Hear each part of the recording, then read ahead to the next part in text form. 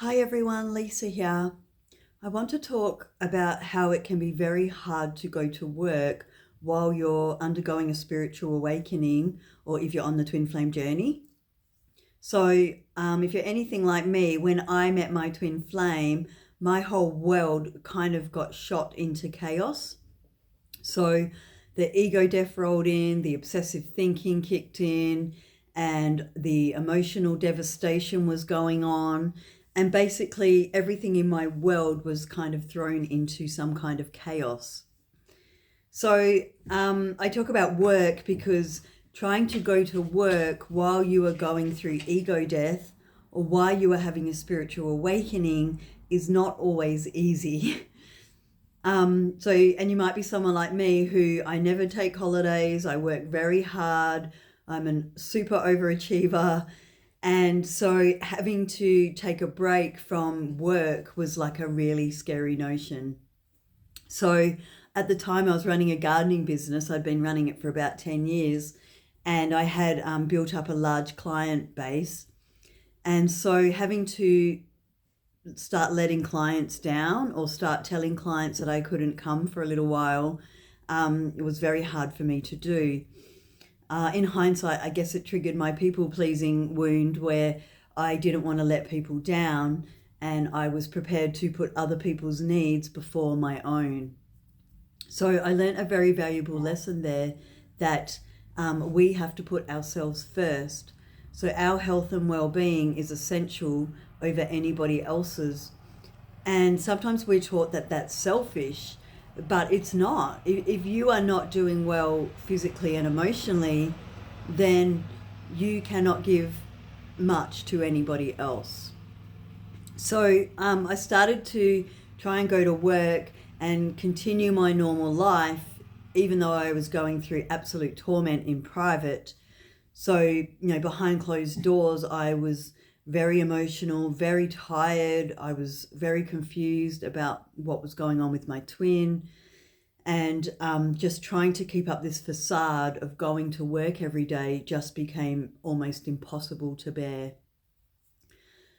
So I did start to step back from my job. I decided that I did need to take a break and it was time to take a holiday because I just couldn't keep going to a job when I was about to burst into tears every 5 minutes or when all I wanted to do was jump in my car and get back to the safety of my home. So you may be a little bit like me here where suddenly you do need to work because you have bills and a mortgage and whatnot, but going to work almost feels impossible because you're going through so much emotionally and because you are trying to focus on your spiritual growth. The work sometimes just feels like it gets in the way of that. So I just want to encourage you here that if you've got any leave or holidays or anything like that, then maybe now's a really good time to take them. And if you do have to take a step back for a while from your job, then just trust that it's to focus on your own personal growth and your own health comes first. So at the time, I had this business. I had 2 children. I was a single parent. I have a home to run. I have family commitments, a dog, and I just had a lot going on. So, just trying to take the time out for my mental health and for my healing journey was really tough. And it also kicks in feelings of guilt and not being good enough because you're trying to do something for everybody, but you find that you just don't have the energy in the tank. So there's a lot of lessons in this part where you start to realize what really matters. And yes, money is important and work is important, but you start to realize that you need a balance and that the health of yourself and your loved ones does come first. So you might be someone who stays in the same career during your spiritual journey and after. Not everybody has a career change, but many people will. And I did. So I started to reduce my number of clients and I started to realize that the gardening business wasn't resonating with me anymore. So I found this strange because I'd done it for 10 years and I'd really enjoyed it. I loved being outdoors. I loved my clients, and I found that job very satisfying. But all of a sudden, it wasn't resonating. I didn't want to go to work. When I got there, I didn't want to be there. And I started to have to face the fact that maybe I needed to close the door on that business. So you might be like me, where as you ascend and evolve and change, that your old career or your old purpose just doesn't resonate anymore. And you might need to let that go. And that can be scary and that can be tough.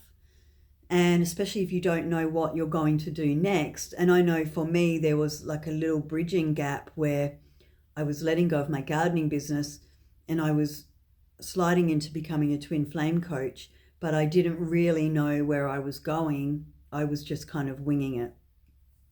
So I guess that's the period where we have to really trust God and trust that if we are brave enough to close one door, He will open a new door. And the irony is that it's usually a lot more fulfilling and a lot more abundant. So don't be afraid if you feel like you've outgrown your job, if you feel like that job is not bringing you happiness, then I encourage you to have the courage to let it go and trust God to bring in something that resonates with this newer, evolved version of you. Okay, so as our frequency changes, as we ascend, we do start to attract new people and new careers and new circumstances. So to fully allow that in, we sometimes do have to let go of the old.